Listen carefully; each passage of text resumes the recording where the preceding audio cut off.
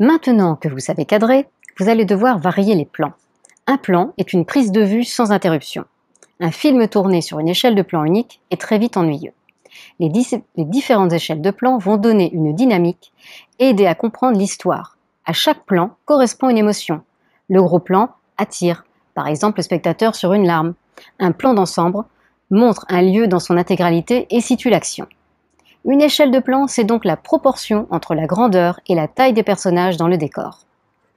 Au cinéma, les plans sont répartis dans une échelle qui varie du plan d'ensemble, PE, au très gros plan, TGP. Il est important de connaître les abréviations, on gagne du temps quand on rédigera notre storyboard. On peut les classer en grandes catégories. Les plans larges tout d'abord, qui sont des plans de description. Généralement, ils situent la scène, le lieu que l'on montre, voire des personnages dans ce lieu. Il y a 3 échelles de plans larges. Le plan général, qui lui décrit le lieu.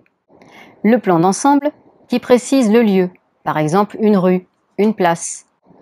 Le plan de demi-ensemble qui situe les personnages dans le lieu, souvent un groupe.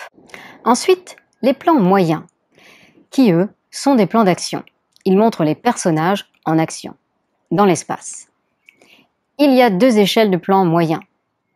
Le plan moyen, à proprement parler, qui va montrer l'action, on voit des personnes en pied. Le plan américain, qui lui attire un peu plus l'attention et qui s'arrête au niveau du genou. Enfin, la 3e catégorie de plans, ce sont les plans personnages, qui expriment les sentiments.